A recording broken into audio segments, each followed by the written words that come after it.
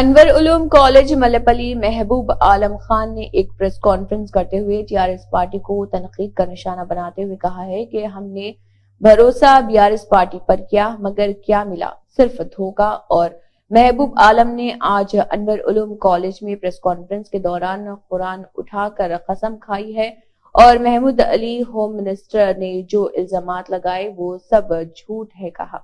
आइए देखते हैं उन्होंने इस ज़िम्मन में मजीद क्या कहा है। हमारे नुमाइंदे शेख महमूद की ये रिपोर्ट। इलेक्शन अब फाइनल फेज में आ गया है और इस इलेक्शन में जो सबसे बड़ा डिसाइडिंग फैक्टर है वो मुस्लिम वोट। अब जहां तक मेरा ताल्लुक है, मेरी ज़िंदगी वक्फ है मेरी कम्युनिटी मुसलमानों के लिए। ना मेरा कोई जाति कोई मांग है, ना मैं कोई मेरी ज़ात के लिए ठहरा हुआ। मेरी कौम बहुत गरीब है, बहुत कमज़ोर है। हर वक्त इसका इस्तेहसाल किया गया, वोटों का इस्तेहसाल किया गया और हमारी कौम को कुछ नहीं मिला। तेलंगाना मूवमेंट जब चला तो कई लोग तेलंगाना के खिलाफ थे। मैं आगे बढ़ा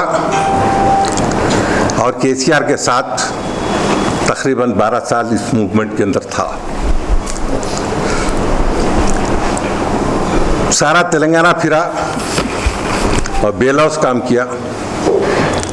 वजह यह थी कि ये जो दक्कन है, तेलंगाना है, इस तेलंगाना के डेवलपमेंट में हमारी कौम का बहुत बड़ा हाथ है। इनके नक्शे कदम अभी सारे तेलंगाना के अंदर, जैसे निज़ामाबाद है, आदिलाबाद है, जहीराबाद है, करीमनगर है, मौजूद है। मैं मुसलमानों को कन्विंस किया इस बात के कि यहाँ तक कि यह अपना वतन है,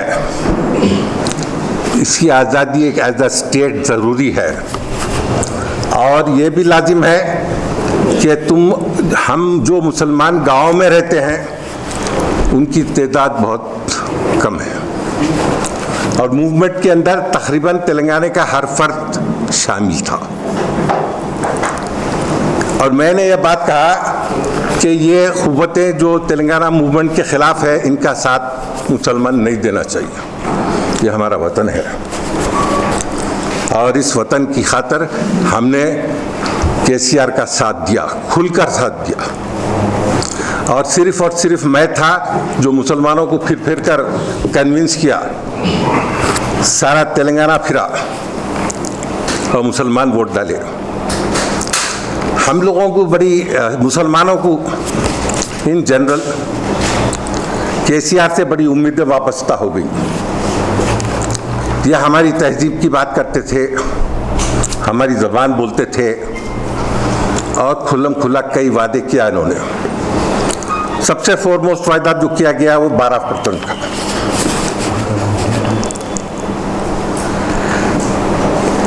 मैं इस बात को बहुत ही स्पेसिफिकली बोलना चाहता हूं कि मुसलमानों के डेवलपमेंट के लिए रिजर्वेशन इंतहाई ज़रूरी है।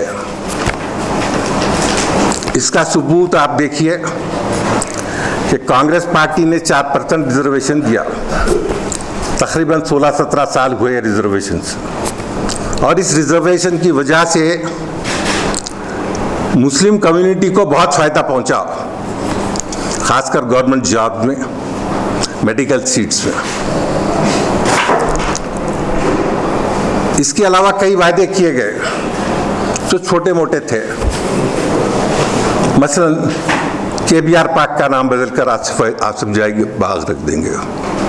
मसलन इस्लामिक सेंटर बना देंगे। मसलन इस किस्म की और बहुत सारी बातें। अजमेर के अंदर रुबात बना देंगे, जहांगीर पीर की दरगाह को डेवलप कर देंगे। अब अफसोस की बात यह है कि इनमें से एक वादे की भी तकमील नहीं हुई।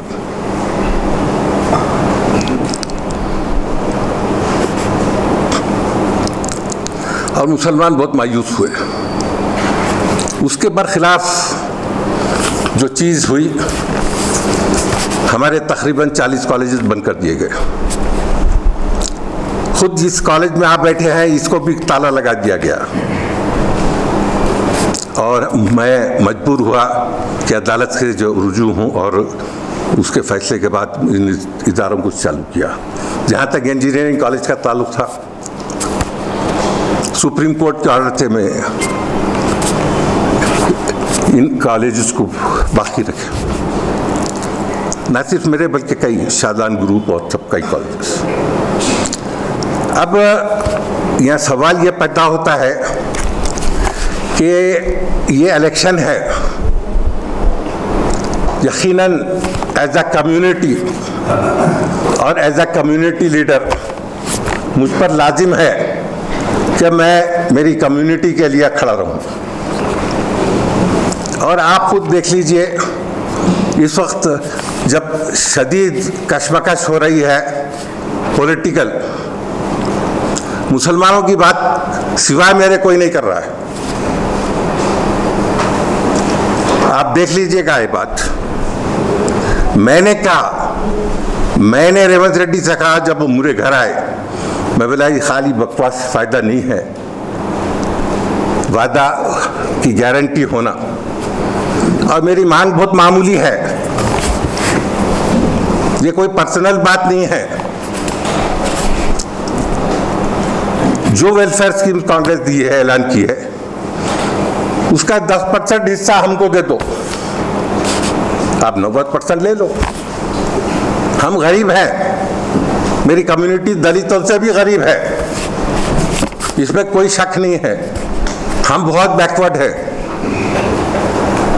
हमारी कोई सियासी पनाहगाह नहीं है नेशनल लेवल पे।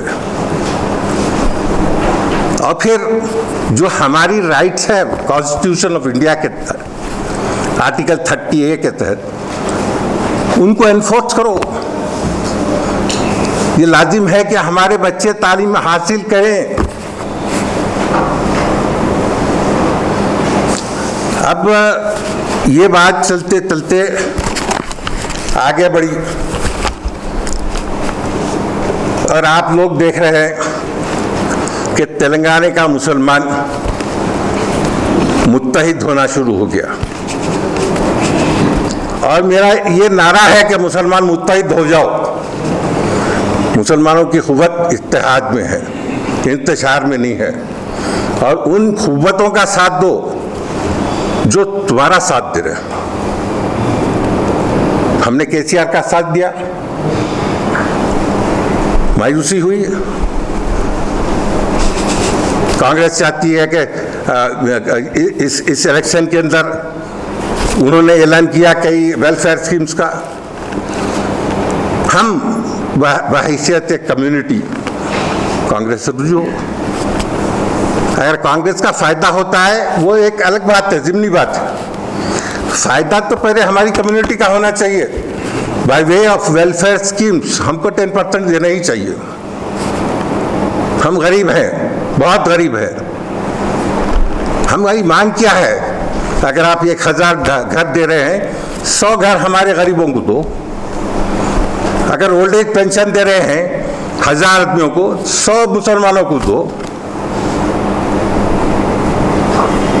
2500 रुपये आप दे रहे हैं, बेहतरीन स्कीम है।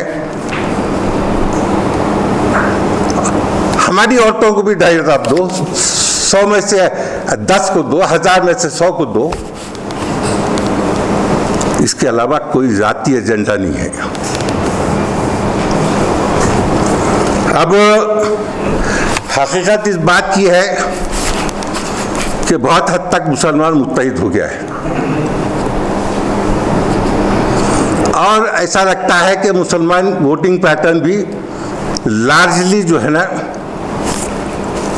उस तरफ जाएगा जहां पर इनको वेलफेयर स्कीम्स की गारंटी हो। अब जो पैटर्न आया है बाहर, कांग्रेस, बीआरएस, बीजेपी, फिर हैदराबाद में मजलिस। जहां तक मजलिस का ताल्लुक है, यकीनन 7 सीटों पर हम उनकी मदद करेंगे, उन्हीं को वोट डालेंगे। हम चाहते हैं कि ज़्यादा से ज़्यादा मुसलमान रिप्रेजेंटेशन असेंबलीज में, पार्लियामेंट में हो।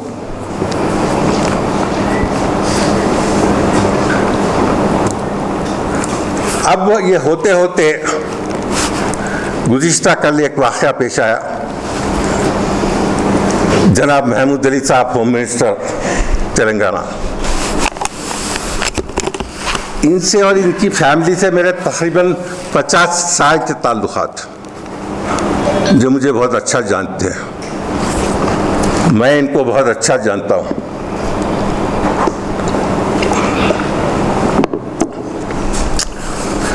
उन्होंने मेरे खुद पर शख्सी हमला कर दिया।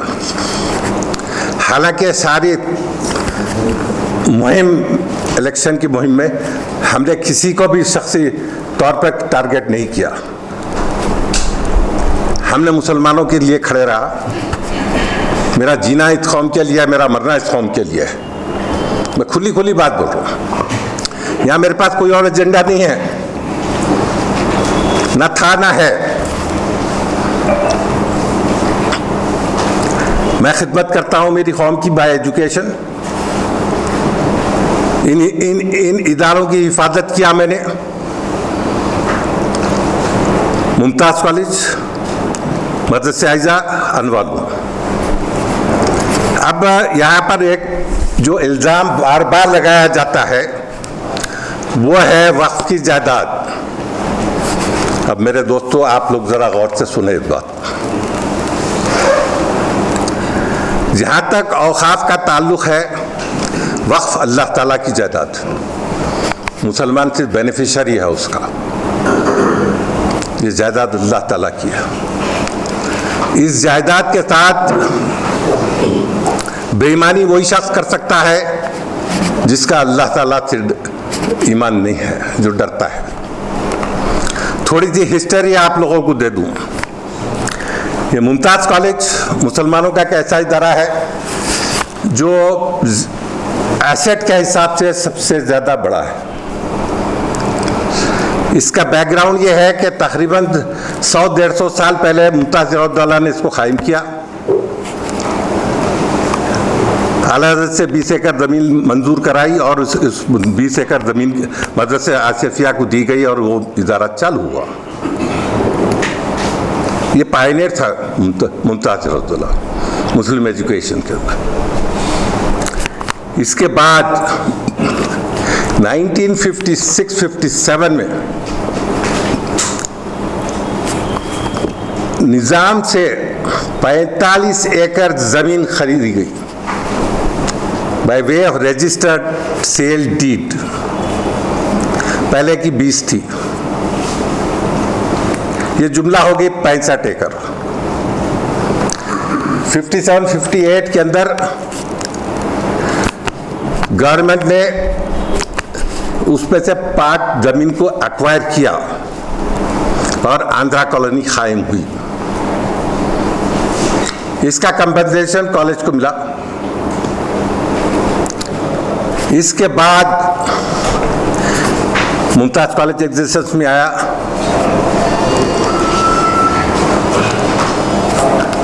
'89-90 के अंदर एक वाक़या पेश आया। इसकी ज़मीन के ऊपर लैंड ग्रैबिंग हुई। एक जावेद सिद्दीकी और शाहिद सिद्दीकी, दो नाम के शख्स थे जिन्होंने लैंड ग्रैबिंग की और जाली दस्तावेज़ात बनाए गए 6 एकड़ के। उस वक्त जनाब गुलाम यज़दानी साहब सेक्रेटरी थे, डॉक्टर मन्नान चेयरमैन थे। सुबह का वक्त था, फजर के बाद में बैठा था। यज़दानी साहब, जिनके ख़ानदान से मेरा करीबी ताल्लुक़ है, बहुत करीबी ताल्लुक़ है, वो आए और कहा कि ये मुझसे नहीं हो सकता, ये आप संभाल लो। मैं बोला ये मेरे पे पहले से अनवालूम का बोझ बहुत है, ये काम नहीं होता। नहीं आप समझ लीजिए। इन्होंने मुझे हैंड ओवर कर दिया। उसके बाद मैंने जब तहकीक किया तो इसके डॉक्यूमेंट्स नहीं थे। कॉलेज का एक लेक्चरर था अमजद सिद्दीकी, उसका इंतकाल हो चुका है। उस शख्स ने मेरा साथ दिया और आर्काइव से और हर जगह से हमने डॉक्यूमेंट जमा किया। हुआ यह कि एक हैदराबाद में एक मोहम्मद इलियास नामी एक एडवोकेट हुआ करते थे, वो इत्तेफाक से मुमताज़ कॉलेज के मेंबर भी थे। एक दिन उनकी वाइफ के पास से टेलीफोन आया कि कुछ डॉक्यूमेंट्स उनके पास है। तो वो डॉक्यूमेंट्स मैंने निकाले, देखा तो वो गोल्ड माइन था। उसमें वो सारे डॉक्यूमेंट मुझे मिले जिसकी ज़रूरत थी मुकदमा लड़ने के लिए। मुकदमा लड़ा गया और उसके बाद हमने मुकदमा जीता। यह उसका फैसला है और इस मुकदमे के अंदर कोई ना मेरी मदद की, ना मैंने एक पैसा किसी फाइनेंस किया। ये खुद मेरा पर्सनल एफर्ट था और मेरी कौम के लिए क्या, मैं मेरी आखिरत के लिए क्या, मैं खुश हूँ उस बात से। अब ये ज़मीन जो है इसमें से तकरीबन 30 एकड़ ज़मीन एक्वायर की गई आंध्रा कॉलोनी के लिए, कुछ ज़मीन एक्वायर की गई वाटर पाइपलाइन के लिए तकरीबन 700 गज, इसके अलावा कुछ रोड वाइडिंग में गई। अब इसके अलावा जो ज़मीन इस वक्त है वो 32 एकड़ 16 गुंठे, ये इसका नक्शा है। और ये नक्शा लैंड ग्रैब कोर्ट के ऑर्डर से बनाया गया है, जो इस जजमेंट में पूरी तरीके से मौजूद है। अब ये ज़मीन शर का बाइस है, ये ज़मीन फितने का बाइस है। हर थोड़े दिन कोई मसला उठता है और मुझ पर इल्ज़ाम लगाया जाता है। अब कल इन्होंने इल्ज़ाम लगाया मुझ पर कि मुझ पर वर्निस केस है और मैंने ज़मीन की जो है ना गदरबूद की है। लोगों, मेरे भाइयों, यहाँ बहुत सारे गैर मुस्लिम भी हैं, मुसलमान भी हैं। जहाँ तक मेरा ईमान है, यह कुरान है, यह कुरान है, मेरा ईमान है। ये पता नहीं महमूद अली का ईमान क्या है, क्योंकि उसने जो गुफ्तगू की सैयदना उमर के बारे में, वो हमारे लिए नाकाबिल कबूल है। ये मेरा ईमान है। मैं अल्लाह को हाजिर जान के बोलता हूँ, 1 इंच ज़मीन का मैंने गदरबूद नहीं किया। ला इलाहा इल्लल्लाह मोहम्मद रसूलुल्लाह। अगर मैं किया हूँ तो अल्लाह के पास जवाबदेह है। अगर मुझ पर इल्ज़ाम लगा रहा है तो यह काजिब, यह कज़्ज़ाब, लानत है पे लानतुल्लाह अल काज़िबिन, जैसा कुरान कहता है। इसका फैसला मेरा और उसका अल्लाह के पास होगा। मैं जानता हूँ उसने क्यों किया ये बात। बीआरएस पार्टी को इस बात का यकीन हो चुका कि मुस्लिम वोट मिलने वाला नहीं है, और मैं कहता हूँ नहीं मिलने वाला है। नहीं, मैं कहता हूँ नहीं मिलने वाला है। मेजॉरिटी वोट कांग्रेस जाएगा, मैं कहता हूँ। बात जाना ही चाहिए। कांग्रेस ने हमको 12% दिया रिजर्वेशन, आप 4% दिया रिजर्वेशन, आपने 12 का वायदा किया, 1 भी नहीं दिया। किसको देना चाहिए मुसलमान वोट? आप हजरात बोलो मुझसे, ये नेचुरल है। अब रेवंत रेड्डी ने मुझे घर पर आया, मिला, उसे वादा किया कि मैं जो भी वेलफेयर स्कीम है उसमें से मैं 10% बराबर मुसलमानों को ट्रांसपेरेंट तरीके से दे दूंगा। मेरे लिए काफ़ी है, मेरी कौम के लिए काफ़ी है, उसकी गुर्बत के लिए काफ़ी है। सिर्फ और सिर्फ इसलिए कि मैं उठ खड़ा हुआ मेरी कौम की खातिर, तो मुझे ज़ात पर हमला, एल फैल, ये इसका महमूद अली का खून है जो पुकार रहा है। मेरा ज़र्फ अलग है, मेरा खून अलग है। मुझे फ़ख्र है इस बात की। मैं मुसलमान हूँ, सहाबा को मेरे ईमान का जुज़ जानता हूँ। मैं ये गुफ्तगू नहीं कर सकता, खुदा की ख़त्म नहीं कर सकता कि उमर के बाद, सैयदना उमर के बाद अगर कोई पैदा हुआ तो 54 में KCR पैदा हुआ। ये बात मैं नहीं बोल सकता, कतई नहीं बोल सकता। अब झुटलाता है शख्स, आ जाओ फॉरेंसिक लेबोरेटरी में, सारा खर्चा मैं बर्दाश्त करने तैयार हूं। दोस्तों, मैं इस झगड़े को पर्सनल बनाना नहीं चाहता, फायदा नहीं है। अगर मैं बहुत कुछ बोल सकता हूं, मैं नहीं बोलना चाहता। मेरा दर्द फौल है, मैं कमजोरी की तरफ जाना नहीं चाहता। मेरा एजेंडा सिर्फ और सिर्फ मेरी कौम है, उसका डेवलपमेंट है, इसके अलावा अल्लाह की कसम कुछ नहीं। मैं देखता हूं सुबह और शाम, 40 साल से बैठा हूं इस इदारे में। आओ देखो आप लोग, मुमताज कॉलेज आ जाओ, ये जमीन की हिफाजत देख लो, आइजा आ जाओ, हाँ देख लो। दोस्तों, बात ईमानदारी की होना चाहिए।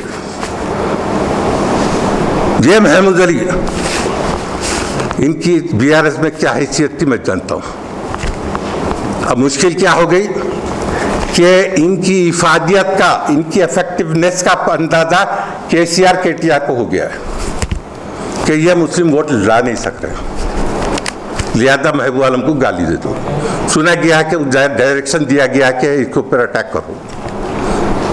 मेरी कौम के लिए मर मिटने तैयार हूँ, मेरा ईमान अल्लाह पर है, मैं निडर हूँ। इमरजेंसी के अंदर 3 महीने अंडरग्राउंड था। इमरजेंसी के बाद जब मिसिस गांधी जेल को गई और छुट्टी बाहर, तो मैं जाकर मिलकर उसको हैदराबाद लाया और दारुस्सलाम में जलसा हुआ। कई केसेस, रमीज़ाबी केस हो, सिकंदराबाद कॉन्स्पिरेसी केस हो, कई केसेस मैंने खुद हैंडल किया और लड़ा है मेरी कौम की खातिर। ये कोई नई चीज़ नहीं है। अब यहाँ पर चंद चीज़ें हैं जो ये जनाब झुटलाते हैं। अब गौर से देखिएगा, 60 साल की कांग्रेस रूल में इतने मस्जिद शहीद नहीं हुए जितने ये 9 साल के अंदर हुए। मस्जिद हाशमी सेक्रेटेरिएट वास्तु की वजह से तोड़ दी गई। मस्जिद दफ्तियार सेक्रेटेरिएट तोड़ दी गई।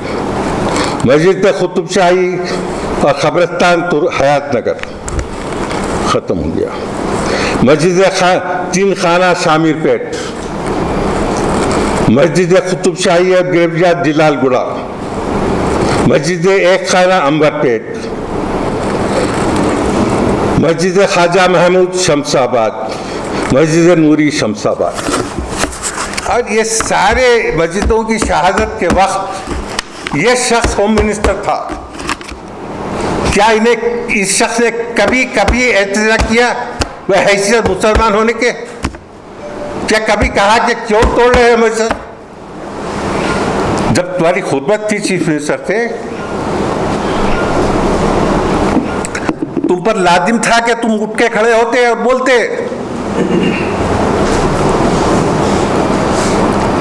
अब जो पैटर्न सामने आया है, आप गौर से देखिएगा। उस्मानिया हॉस्पिटल है, तोड़ दो। हेरम मंजिल है, तोड़ दो। तिब्बी कॉलेज है, तोड़ दो। मैटरनिटी हॉस्पिटल है औरतों का, तोड़ दो। गंडीपेट 111 बर्खास्त कर दो ताकि गंडीपेट सूख जाए, हिमायत सागर खत्म हो जाए। ये क्या बात? अरे खुदाई कसम, ये हमारा वतन है, इससे हमको मोहब्बत है, ये हमारी असलाफ की निशानियां हैं। हम तो चाहते कि हर आदमी जो हैदराबाद का है, वो चाहे हिंदू रहे या मुसलमान रहे, उठ खड़े रहे इस बात की। उस्मानिया हॉस्पिटल टूटेगा, हाई कोर्ट में एफिडेविट भी डाल दिया गया है कि नाकाबिले रिपेयर है, तरमीम वापस बनेगा। उस्मानिया यूनिवर्सिटी से उर्दू डिपार्टमेंट खत्म हो गया, सड़कों पे से उर्दू के बोर्ड खत्म हो गए। और ये मसाइल अगर मैं उठाऊं बहैसियत एक सिटीजन होने के नाते, बहैसियत एक फर्द उस कौम का जो गरीब है और मायूस है, वो कौम जो बिल्कुल बिल्कुल मुफलिस है, अगर मैं मसला उठाऊं तो मैं ये फेस करता हूं। मेरा ईमान है, ये मेरा ईमान है कुरान, अल्लाह की ख़त्म कह रहा हूँ। मैं एक पैसे का किसी का लिया नहीं, दिया नहीं, ना एक इंच ज़मीन में कभी ज़िंदगी के अंदर किसी की भी आज तक मैंने कब्जा नहीं किया। हाँ, इनकी हिफाजत किया है, मेरी आखिरत का सौदा है, किया है, पक्का किया है। ये महमूद अली से पूछो कि इसका कंट्रीब्यूशन क्या है मुसलमान कौम को, पूछो। और भी जात पे हमला करता है और बोलता है कि मैं जो है ना मेरे खानदान की जायदाद खाया। उसके लिए भी आप लोग गवाह, ये खत्म करता हूं अल्लाह ताला की, मैंने मेरे खानदान की एक इंच जमीन नहीं बेची, ना किसी भाई की जायदाद खाया है।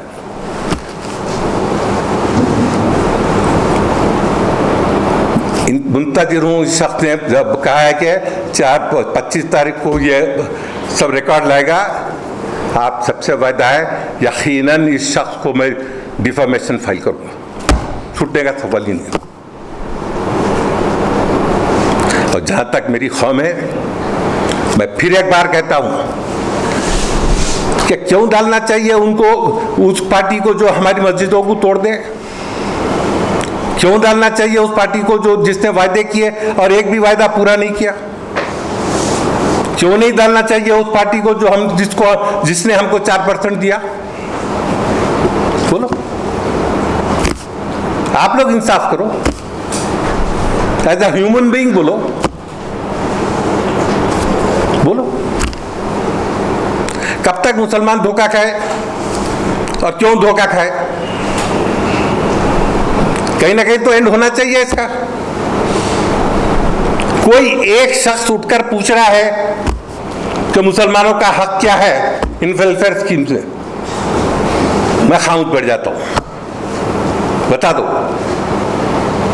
और मैं खड़े रह के पूछ रहा हूं तो इतना गुस्सा मुझ पर। यकीनन मुसलमान इस वक्त मुत्तहिद हो रहा है। मेरी अपील है मुसलमानों से, चाहे वो तेलंगाना के किसी गांव में हो, मुत्तहिद हो जाओ और अपने हक के लिए खड़े रहो। जो पार्टी तुमको देने का वादा करती है, यकीनन उसको पावर में लो। कांग्रेस वाहिद पार्टी है जो बीजेपी के खिलाफ खड़े रहती है। क्यों नहीं साथ देना चाहिए अखिलेश का, क्यों नहीं देना चाहिए साथ। पैटर्न देखो, सारी क्रोनोलॉजी देखो। एनआरसी का मसला आया पार्लियामेंट में, केसीआर साहब वॉकआउट कर गए। क्यों साहब, आप हमारी सपोर्ट में वोट क्यों नहीं डाला आपने। ट्रिपल तलाक का मसला आया, आपने फिर वही काम किया। क्यों नहीं साहब हमारी सपोर्ट में आया आपने। हम तो आपके लिए दिल खोल कर आए थे, बच्चा बच्चा हम आपको वोट डाला था। तेलंगाना फॉर्म नहीं होता अगर मुसलमान साथ नहीं देते। हमने खुलकर साथ दिया, आपने वादा किया, हमने आपको गले से लगाया। आज किस बात की रंजिश है आपको, किस बात की। अगर आप वादे पूरे करते, इनमें से 50% भी करते, यकीन मानो मुसलमान आज इनके साथ खड़े रहता।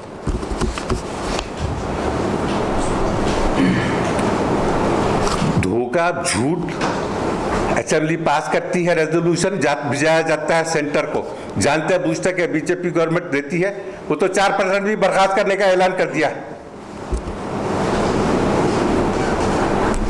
क्या ये गुनाह है। मेरी कौम के लिए खड़े रहना गुनाह है। क्या मेरी जात के लिए मांग रहा हूं 4%। अल्लाह ताला मेरी रोटी दिया है, मेरा बिजनेस है। ये मेरा बिजनेस नहीं है, इसका मैं मालिक नहीं हूं। इसका मालिक, इसकी मालिक वो कौम है जिसका नाम मुसलमान है। ओपनली बोलता हूं। महमूद अली ये अपना ज़र्फ बताया। महमूद अली, इसकी जिंदगी वहां पर गुजरती है, इसकी जिंदगी सुबह से शाम तक वो हरकत करते हैं जो हम मेरे लिए या आपके लिए इंतहाई जलील है। गैर जरूरी आप जाके हाथों की बोसे लेते हैं और आपकी एक आलेकार बाजूबंद बने हुए हैं। आप क्या किया है? मैं जानता हूं कि उसको बोला गया मुझ पर हमला हो, इससे कोई फर्क नहीं पड़ता। मुसलमान मुत्तहिद है, पक्का मैं डिस्ट्रिक्ट का दौरा कर रहा हूं 100%। चाहे मेरी जान चला जाए, इस मामले में बराबर करूंगा। मेरी कौम का मसला है, मैंने देखा है 40 वर्ष इस कॉलेज में बैठकर देखा है तो गुर्बत मेरी कौम की। 100 रुपये को अब गरीब औरतें बेवा बच्चे आते हैं, मैंने देखा है। कोई इनका मददगार नहीं सिवाय अल्लाह ताला के। आपने वादा किया था 12% का खुला, नहीं दिया 12%, 5 देना था, अरे 3 देना था, 2 देना था, 1 देना था। उस रास्ते को अपनाना था तो राजशेखर रेड्डी ने अपनाया, क्यों नहीं? बोलो क्यों नहीं अपनाया? ये बाकी के तो बहुत फजूल चीजें हैं, गुरुबात बनाए ना बनाए, जहांगीर पीर डेवलप हो ना हो, ये मामूली बात है। ये मसाजिद हैदराबाद उस्मान यूनिवर्सिटी तो उर्दू गायब, डिपार्टमेंट की बरखास्त भर्ती नहीं करते। हमारे अस्लाफ की बिल्डिंगों को एक दूसरे के बात तोड़ने की आपने मुहिम चलाते। पहले उठाया रम मंजिल का पीछा, अदालत में गई बात। अब उठाया उस्मानिया हॉस्पिटल का पीछा, वो भी अदालत में है। बोलो क्या गलती है मेरी? बोलो एक इंसान के नाते बताओ मुझे, क्या मुसलमानों के लिए उठ खड़े रहना गुनाह है? क्या जुर्म है? कई हिंदू भाई हमारा साथ देते हैं, बगैर उनके इस मुल्क में हमारा रहना मुमकिन नहीं है। हमारा साथ दिया उन्होंने, इंतहाई क्रिटिकल स्टेजेस में साथ दिया हिंदुओं, कई हिंदुओं ने हमारा, और देते हैं। मेरे भाई, झूठ महमूद अली की झूठ है, ये कज़्ज़ाब है, और इसकी जिंदगी सारी इमाम जामिन बनना और बोसा लेने पर। आप गौर से देखो क्या किया जरा मुसलमानों के साथ। वक्फ बोर्ड, एक आप ऐसे शख्स को चुने जिसका ताल्लुक तेलंगाना मूवमेंट से भी नहीं था, जिसको पढ़ना लिखना नहीं आता था, वक्फ बोर्ड पे लाकर बैठा दिया आपने। क्या मुसलमानों की जिल्लत नहीं है? क्यों मुस्लिम कौम के अंदर कोई रिटायर्ड जजेस या रिटायर्ड ऑफिसर नहीं थे? क्यों मुसलमानों को जलील किया? क्यों किया गया? ये जिल्लत नहीं है? बताओ क्या असर हो गया है? 70,000 एकड़ जमीन जो इस स्टेट के मुसलमानों की गुर्बत के लिए मोर देन इनफ। क्या है सकता? जो आदमी पढ़ नहीं सकता, जो आदमी लिख नहीं सकता, वो आदमी कैसे वो वक्फ बोर्ड चलाएगा? बोल, आप लोग तस्फिया करो। ये क्या हो रहा है मुसलमानों के साथ? अब यहां पर ये महमूद अली साहब, आप होम मिनिस्टर, हालियर के अंदर एनकाउंटर, आज तक इंक्वायरी नहीं। आप होम मिनिस्टर, 40 मुसलमानों के कॉलेजेस बर्खास्त, अनवार मुखफिल फजल दिया गया। आप होम मिनिस्टर, केसीआर साहब जो है ना चीफ मिनिस्टर। ये मसाजिद बनते वापस, बनते वापस। अब बात उठाई जाती कि कांग्रेस को क्यों दे, तो बाबरी मस्जिद गिरी। यकीनन कांग्रेस के ज़माने में बाबरी मस्जिद गिरी, लेकिन मत भूलो PV Narasimha Rao prime minister थे, और पीवी नरसिम्हा राव का मुजस्समे को केसीआर ने बिठाया टैंक बंड पर। मत भूलो ये बात। PV Narasimha Rao necklace road का नाम बदल के रख दिया गया, हैदराबाद यूनिवर्सिटी का नाम बदलने के लिए लिखा गया। ये उनकी मर्जी है, लेकिन क्या मेरी मर्जी नहीं है? क्या मुझको एक सिटीजन होने के नाते हक नहीं है कि मेरी कौम को होशियार करूं, उसको जगाऊं कि जागो, मुत्तहिद हो? आज यकीनन मुत्तहिद है। मुझे फख्र है कि मेरी कौम मेरा साथ दी है। रोज इतने टेलीफोन आते हैं, आप अंदाजा नहीं कर सकते। मेरी सेहत, मेरा उम्र भी साथ देना चाहिए। मैं डिस्ट्रिक्ट नहीं जा सकता, कई जगह से बुला रहे हैं, आओ आओ, उठाओ, हमारी नींद से उठाओ। मैं फख्र से बोलता हूं कि मेरे वीडियोस तकरीबन तेलंगाना के हर मुसलमान के घर के अंदर है, हर डिस्ट्रिक्ट के अंदर फिर रहे हैं। हद तो यह हो गई कि संगारेड्डी के अंदर मेरा वीडियो ऑटो पे फिक्स करके फिराया गया, नरसापुर में फिराया गया, कई जगह। मुझे फख्र है, मेरी जात के लिए नहीं किया है, ना करूंगा। जो जिंदगी है जिस तरीके की जिल्लत की ये गुजार रहा है, उससे अल्लाह की कसम मौत अच्छी है मेरी। जिस चीज को हम जिल्लत समझते हैं इसकी मेराज है मोहम्मद अली की। सोचो, केसीआर साहब हाथ बढ़ा देते हैं, नबूसा करता है पूरी पब्लिक के अंदर। क्या जितने मुसलमान हैं इनकी जिल्लत नहीं है? ये बोलो। अरे उस हाथ को बोसा करो जो हाथ गरीब को रोटी देता है। अरे उस हाथ को बोसा करो जो हाथ यतीम के सिर पर रखता है। उस हाथ को बोसा दो जो हाथ दुखते को उठाता है। अरे तुम उस हाथ को क्या बोसा देते हो? मैं आगे नहीं कहना चाहता, जो जिस चीज के लिए इस्तेमाल होता है। ये बदनसीब है, मोहम्मद अली बदनसीब है। उन्हें अपनी जिंदगी की मेराज समझ रहा है।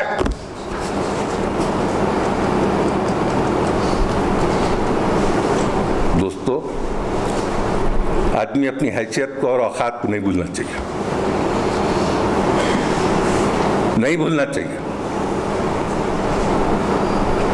वक्त कैसा आता है, कैसा जाता है, कोई नहीं भूल सकता। कोई सोचा था कि कांग्रेस जिंदा हो जाएगी? कोई सोचा था कि तेलंगाना में कांग्रेस एक सियासी पावर बनकर उभरेगी? सोचो आप लोग। ये कालेश्वरम का जो वाक़या हुआ,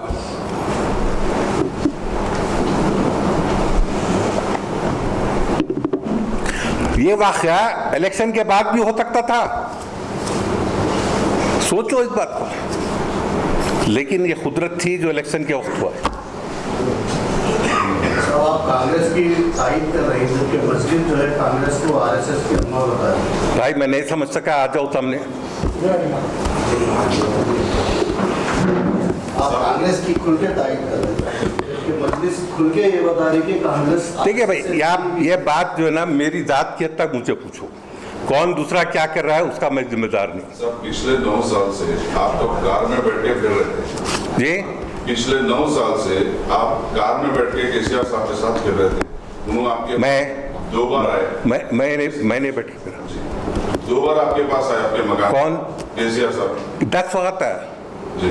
कफाई दो। पॉलिटिकल थिंकर्स का ये मानना है कि आपको राज्यसभा सीट नहीं देने पर आप ये सब कर। ये देखो, ये अगेन कुरान मजीद है, आपका ईमान मेरा ईमान जी। ना मैंने पूछा ना मेरे को किसी खत्म के उससे वापस। ये आप डिफॉर्मेशन के अलावा आपके साथ जो केसीआर ने जो वादे किए थे मुसलमानों के साथ, डिफॉर्मेशन और जो है डिस्ट्रिक्ट जाने के अलावा आपका नेक्स्ट स्टेप क्या रहेगा? मेरा कुछ देखिए, क्या आप एक पॉलिटिकल जो है फ्रंट लेके आएंगे? मैं फिजिकल फ्रंट मैं इस काबिल नहीं हूँ, ना मेरी उम्र का तकाजा है, ना मेरी सेहत इजाज़त देती है। मैं सिर्फ और सिर्फ मेरे भाइयों को, मुसलमानों को ये बात बोलता हूँ कि तुम्हारी जो पॉलिटिकल पार्टी साथ दे रही है तुम खड़े। सर, महमूद अली साहब ये भी एग्जाम लगाया आपके, कुछ एमएलसी कांग्रेस वाले आपको देते बोलकर कांग्रेस को सपोर्ट। अगेन झूठ बात है, मैंने कोई चीज नहीं मांगी कांग्रेस से। महमूद अली साहब का कहना है 2014 में आपके ऊपर एक एफआईआर हुआ था, वो क्या था? नहीं समझा भाई, मेरे समझ में नहीं आ रही बात। केसीआर गवर्नमेंट आने के बाद 2014 में पहला एफआईआर आपके कॉलेज के ऊपर किया था कि तेलंगाना गवर्नमेंट ये बात इनकी गलत है। उस वक्त एक इकबाल नामी शख्स ने चार्ज लिया था जिसका ताल्लुक पुलिस से था। इसने मेरे खिलाफ नहीं, कईयों के खिलाफ किया, अकबर निजामुद्दीन के खिलाफ किया, कईयों के खिलाफ किया। मतलब अदालत में है। कांग्रेस अपने मैनिफेस्टो में 12% रिजर्वेशन और वर्कआउट को जुडिशियल पॉवर क्यों शामिल नहीं कर रहे? मैं कौन जिम्मेदार उसका? नहीं मैं कोई कांग्रेसी नहीं हूँ आप मुसलमानों की तारीफ करके भाई। देखिए कांग्रेस की- मैं कौन, मैं क्या कांग्रेस का मैनिफेस्टो लिखने वाला हूँ?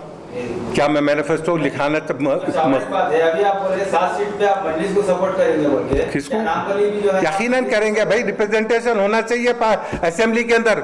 अगर 7 सीट को भी गलत कर देंगे तो पहले से क्या रिप्रेजेंटेशन है मुसलमानों का? बोलो। नामपली से फिर आपका मजलिस को support करेंगे। मजलिस खुद बोल रही है कि कांग्रेस आरएसएस से मिली हुई है, फिर आप मुसलमानों को कांग्रेस की- क्या क्या क्या क्या मजलिस खुद बोल रही है साहब के तेरे को भाई, आप ये इन्हें कौन क्या बोला मुझसे मत बोलो बात। साहब आप नामपल्ली में किसको सपोर्ट करेंगे? कांग्रेस को? मैं नामपल्ली के अंदर किसी को भी सपोर्ट नहीं कर रहा हूँ। नहीं, आप अभी बोले ना साहब, मैं यकीनन MIM को करता सपोर्ट करो बोल के। तो नामपल्ली में बोले ना, मैं आप बोला ना, जहाँ तक 7 सीटें मैं बाउंड टू सपोर्ट। आपको यकीन है आप कांग्रेस गवर्नमेंट अगर फॉर्म करने के बाद आपसे जो वादे किए वो पूरा करेगी? कौन? कांग्रेस गवर्नमेंट अगर आई- ये मैं कोई खुदा नहीं हूँ। नहीं, आपसे जो वादे किए देखिए ये मेरे सामने, मैंने पूछा, उन्होंने वादा किया, जी और किसी के बाद पीछे नहीं पूछा। जी रेवंत रेड्डी को बिठा के पूछा, उसने बोला था। नहीं आप पूछने से नहीं। मैं कैसे, आपसे आप तारीफ कर रहे हैं उनकी, इस वजह से मैं तायद इसलिए कर रहा हूँ कि वो देने को तैयार हुए। जी साहब तारीफ- Beyond that कुछ नहीं। ये तो केसीआर कांग्रेस से तैयार थी साहब। Beyond that कुछ नहीं। कांग्रेस जो मुसलमानों की हमदर्द है, तो वहाँ के कांग्रेस के सदर है फिलहाल रेवंत रेड्डी का एक वीडियो वायरल है जिसमें वो टोपी पहनने से तराफ कर रहे हैं मुसलमान। क्या चीज? टोपी पहनने से तराफ कर रहे हैं, टोपी निकाल के फेंक रहे हैं, जो कांग्रेस के सदर प्रेसिडेंट रेवंत किसकी टोपी? मुसलमान की टोपी, नमाज की टोपी। अरे यार तुम, मैं तो नहीं देखा वो, और अगर टोपी मैं निकाल के रखा तो क्या मैं मुसलमान नहीं रहता हूँ? नहीं, कल बड़ी की बात नहीं है साहब, कोई शख्स को टोपी पिला रहा था। हाँ, रेस्पेक्टफुली कोई मुसलमान शख्स को टोपी पहना रहा था तो वो नहीं पहने। कोई नहीं पहना होगा भाई, उसकी मर्जी है। निकालिए सीधा सीधा। क्यों आप मजबूर करते हैं किसी को टोपी पहनाने से? सब आप जी जी, क्या चीज? नहीं, किसी के खिलाफ नहीं करेंगे।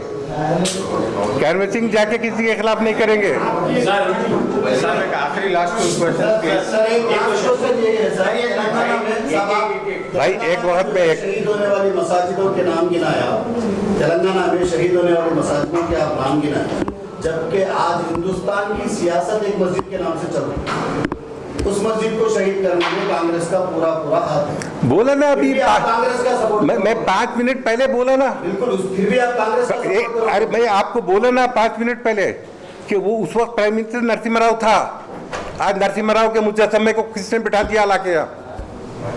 कांग्रेस ने बिठाया। दौरे हुकूमत राजशेखर रेड्डी के टाइम भी एयरपोर्ट में मस्जिद को शहीद कर दिया, आज भी धूप में नमाज। अरे आज भी वो मस्जिद फारूक आदम, यही महमूद अली साहब का वायदा था कि बनवा दूंगा। राजशेखर रेड्डी का भी वायदा इसके था। बाद क्या जो है further action, course of action रहेगा वो बोलिए साहब। जी, इसके बाद आप क्या करेंगे? डिफॉर्मेशन मैं भाई इसके बाद, आवाम को खास तौर से मैं आपको साफ साफ बात बोल रहा हूँ ना, ये बात जरा गौर से सुन लीजिएगा।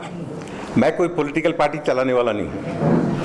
पहली चीज, मैं सिर्फ और सिर्फ ये इलेक्शन आया है, इसके अंदर मुसलमानों को क्या बेनिफिट मिलता है, तो खलास। बेनिफिट ऑन पेपर में दे रहे ना साहब, मैनिफेस्टो में नहीं दे रहे ना, आप इनकी बात पे यकीन। क्या चीज? Sir has to make the क्या रेट है? क्या इन्हों मैनिफेस्टो में कुछ भी नहीं दे रहे ना साहब, इन्हों ऑन पेपर कुछ भी नहीं दे रहे। उन्होंने कौन? 12% रिजर्वेशन के लिए कांग्रेस वाले बीआरएस पे इल्जाम लगा रहे, तो कांग्रेस वाले देते बोल के कहाँ बोल रहे साहब? भाई बोला, वो लोग देते बोले। नहीं, यहाँ 12% की बात नहीं है। ऑन रिकॉर्ड रेवंत रेड्डी बोले ही नहीं साहब। नहीं, देखिए आप या तो आपने कुछ समझ रहे नहीं है, नहीं मेरे क्या, 1 मिनट सुनिए, यहाँ पर नहीं, मैं पूछ रहे थे ऑन रिकॉर्ड कोई भी कांग्रेस का senior leader 12% reservation 12% reservation Congress कभी भी नहीं बोली। फिर ये आप लोग फिर बीआरएस के ऊपर इल्जाम। बीआरएस बोली। बीआरएस का वादा था, मगर कांग्रेस के पास उनके उस पे नहीं है। बीआरएस का वादा था, पॉसिबल नहीं है। कांग्रेस का वादा नहीं था। कांग्रेस का वादा 4% था, दे दिया वो उसने। पार्टी नहीं करी, ये लोग करते बोल के मैनिफेस्टो में दे रहे हैं ना साहब। कौन देना? मैं लिखा मैनिफेस्टो? खाली इनसे मैं इतनी खुदरत नहीं रखता कि मैं कांग्रेस का मैनिफेस्टो लिखूं। इलेक्शन में मुसलमान